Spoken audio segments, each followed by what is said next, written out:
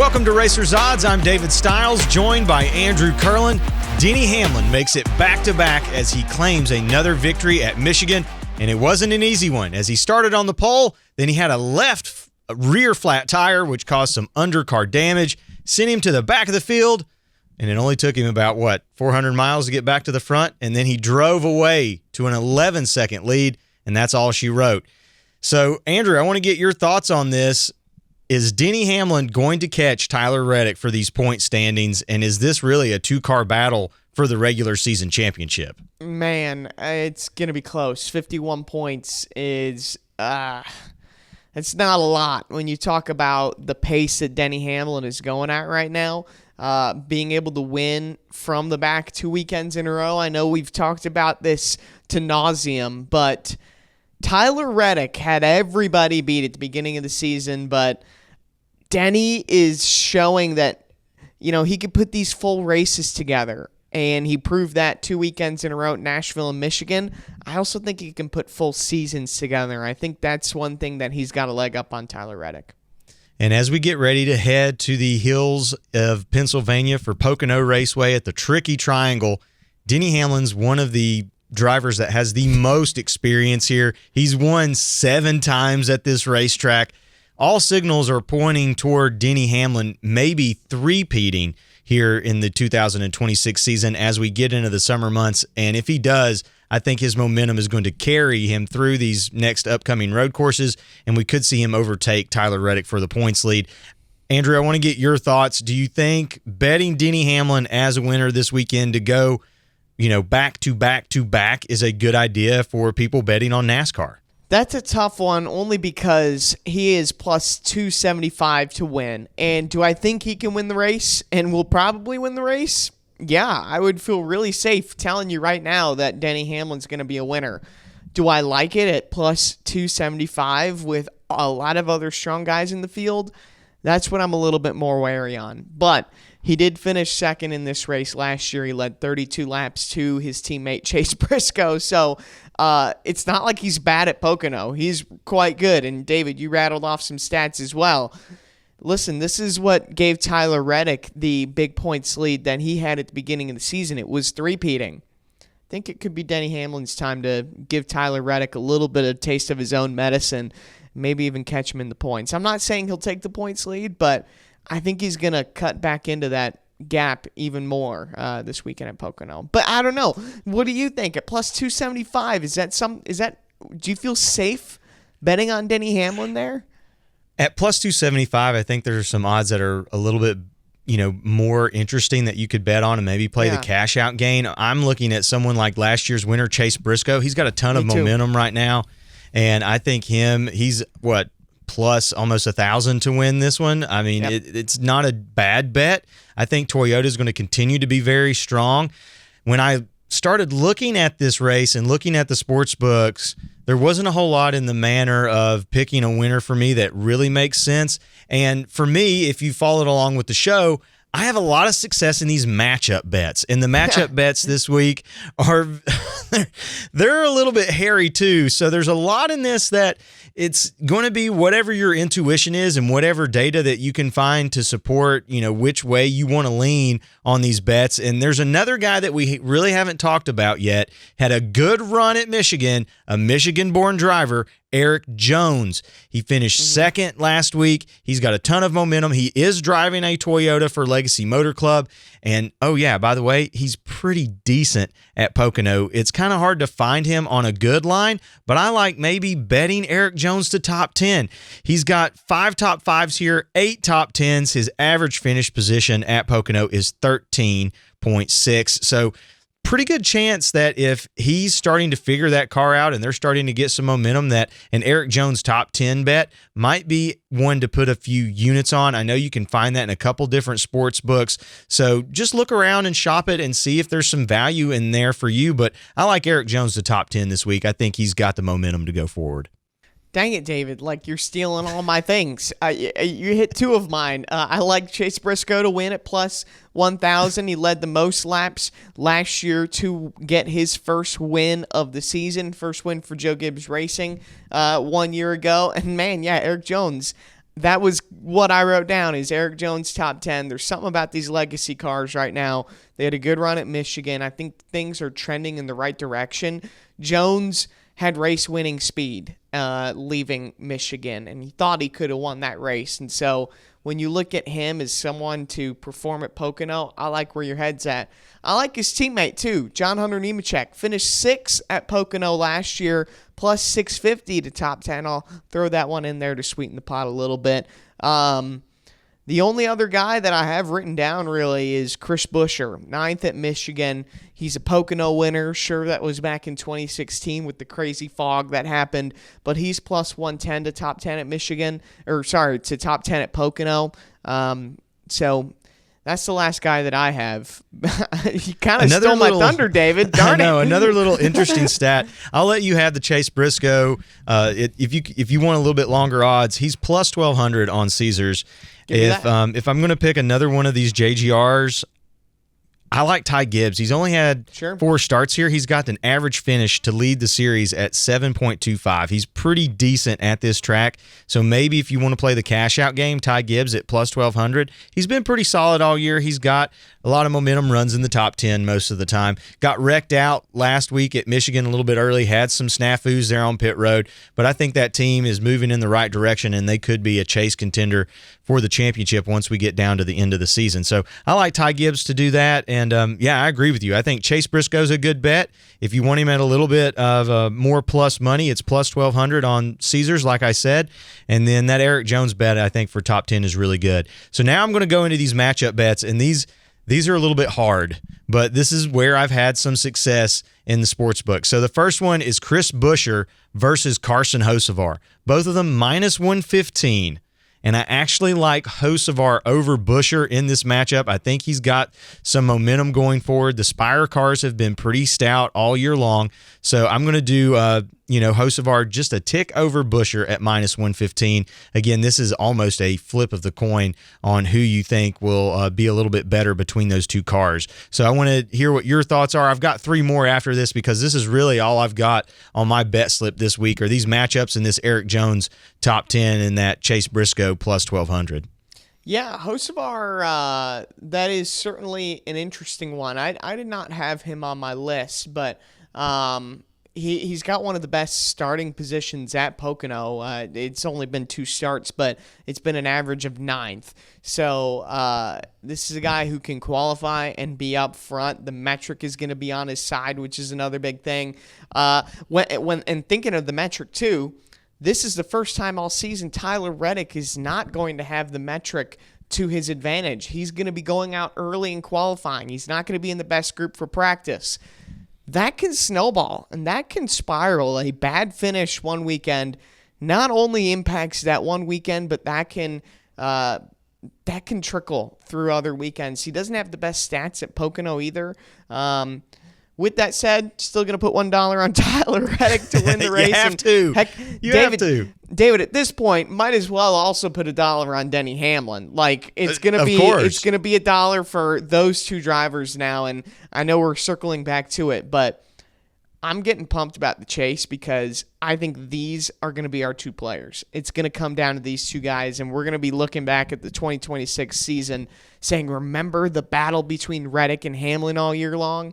So I think they're just going to start swapping wins. You know, we've had seasons of the big 3.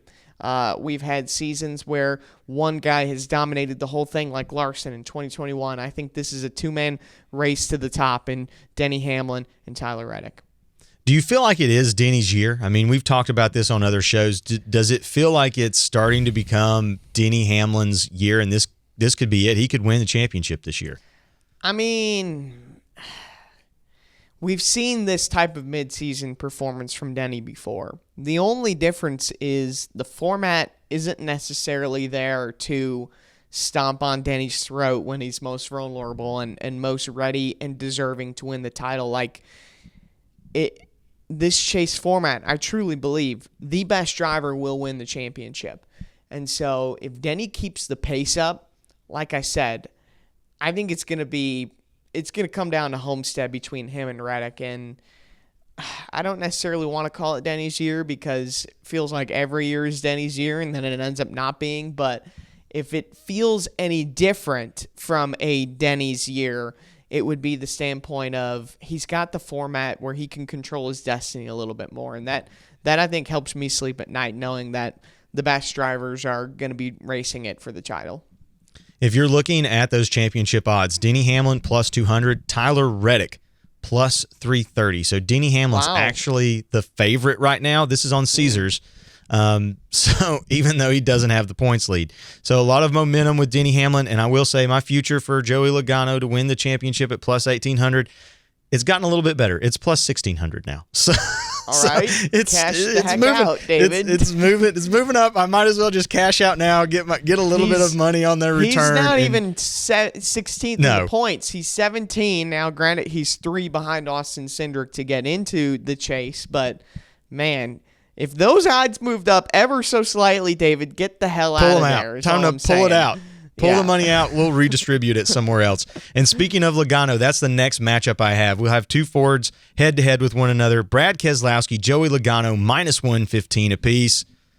Kind of have to give the edge to Keselowski. Yeah. He's had a number of runner-up finishes here. I think RFK is slightly better than Penske right now, so I'm okay with putting a few units on Brad Keselowski. Bad Brad. I need him to get a win. I've also got him on a future to get at least 0.5 of a win this year. It's got to happen at some point. Brad, make it happen, buddy. Come on, let's get to victory lane and be able to cash out one of these futures. So the next one, again, two Fords match up together. All of these are on Caesars. Preece versus Cindric. So that one's interesting. I don't know if I'm going to put any money on it because that's really a toss-up. Ryan Preece has been on a terrible, terrible run lately, getting wrecked out left and right. I mean, Dover, his car catches on fire. He gets fined the 25 points and the position at Texas for wrecking Ty Gibbs. He gets crashed out at the Coca-Cola 600, gets wrecked at Nashville, then also gets caught up in pit lane altercations and wrecked again at Michigan. He just can't get out of his own way. So in this one, I would almost want to just put a few units on Cindric, even though they're minus odds at 115, that two car is just going to finish better than the 60. Yeah, Cindric's got something going right now, and Preece has just had bad luck that they're waiting for it to turn around. So I don't hate that at all. Last one that I have is this is really not going to be much of a surprise. The sports books don't think it's going to be a surprise, but Toyota to win at minus 115. I think that's just – I know there's a minus odds, but – I can't really see another scenario than a Toyota winding up in victory lane at Pocono. So that's the last racing bet that I have. There you go. So on those minus 115s, remember, you just got to lay a little bit more money to get into the green. You will get your initial bet back, but just factor that in. Do a little bit of math. You can find the calculators out there on the web and just adjust it to whatever your bankroll is. Last matchup bet that I have, and this one will play off a little bit of attrition that we had last week. You've got Chase Briscoe matched up with Christopher Bell. Chase Briscoe is actually favored at minus 120. Christopher Bell minus 110.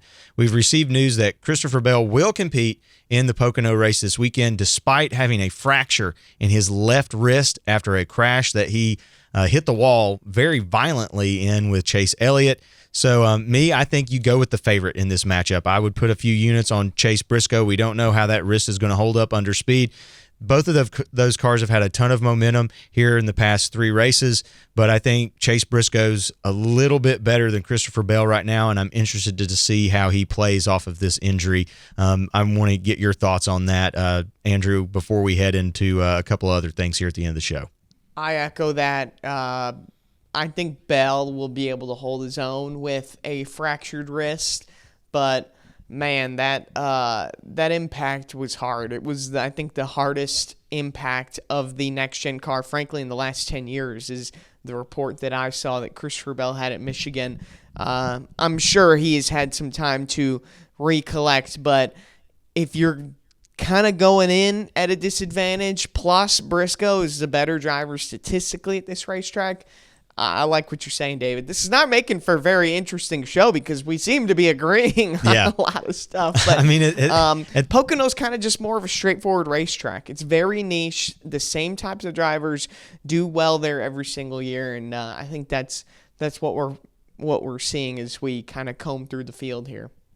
I agree, and this track is very technical. You either set it up one way and then you run it that way the whole time, or you set it up to be good in a different corner, and then it's really dependent on who is good everywhere else. I know that a number of years ago, when Ryan Newman was still running in the Cup Series, he would set it up to just be like, I'm not shifting, and would just run in the same gear the whole time. So there may be some of that. It just depends on what the strategies are for these Cup drivers. So we'll get into Pick'em, and then we've got some fun stuff planned for the end of the show. I know we're getting a little long on time. We both did really well in Pick'em last week. I had Eric Jones. You had Carson Hocevar. You outscored me by a single point. 1 point. So I had 44. You had 45. So that means I get to pick first.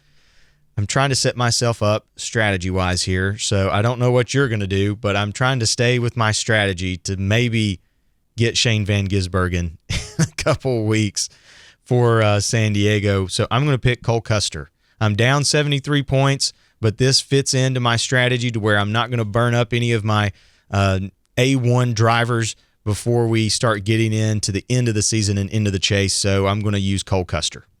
That's not bad. I'm going to use a guy who has been climbing through the points as of the last month, a guy that I feel like is starting to heat up as we look into the NASCAR Cup Series. I'm trying to find some stats on him, but I can't. But I like the driver of the 7 and Daniel Suarez, and that's a good pick. This week.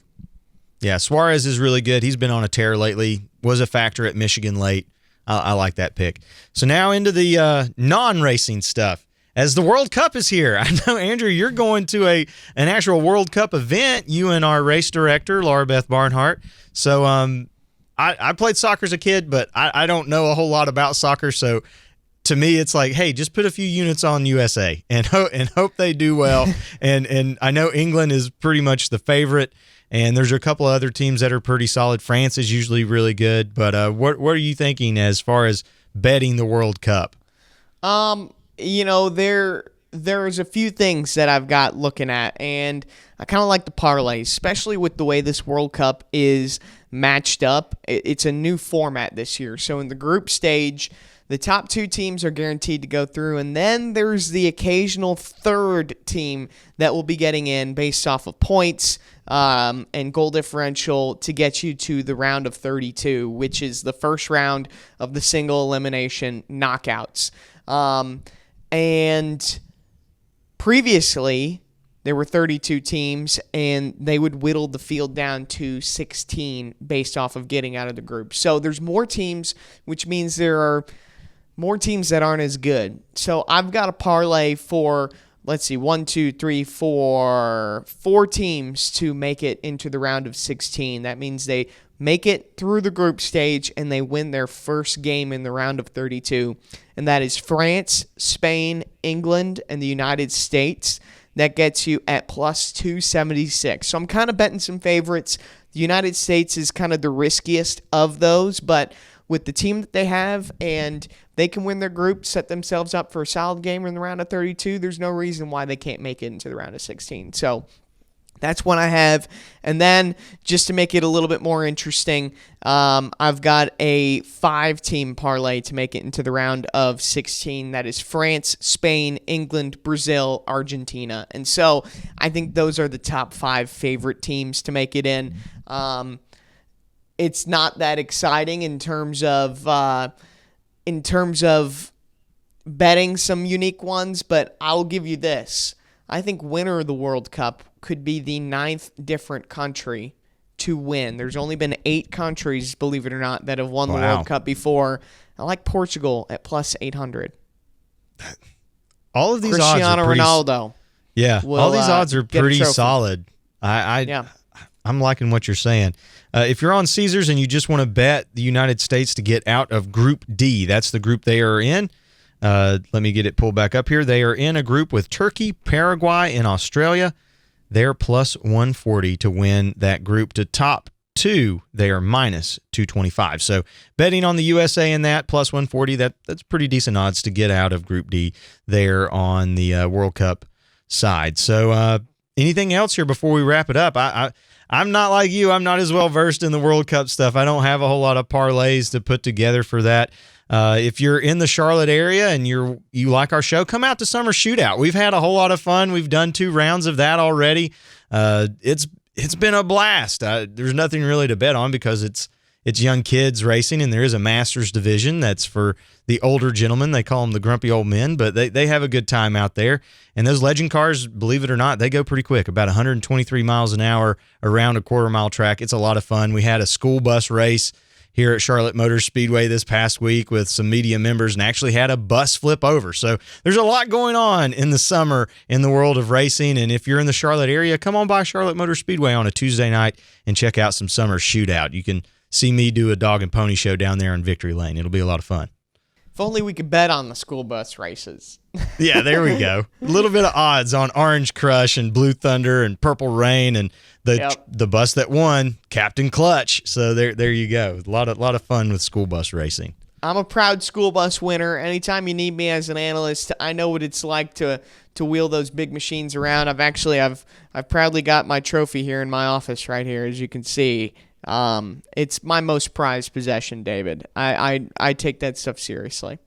So the cool thing, Peyton Manning, not Peyton Manning from the NFL, but Peyton Manning from WGHP, she's a news reporter. She won the school bus race, got her out of the school bus. She's an average sized lady. The trophy they gave her is like 6'3". Like it dwarfs her in comparison. It's a big trophy, multicolors. So I agree with you. That thing is for bragging rights. So if you can come out to Charlotte Motor Speedway Summer Shootout and see some of that action, it'll be a lot of fun.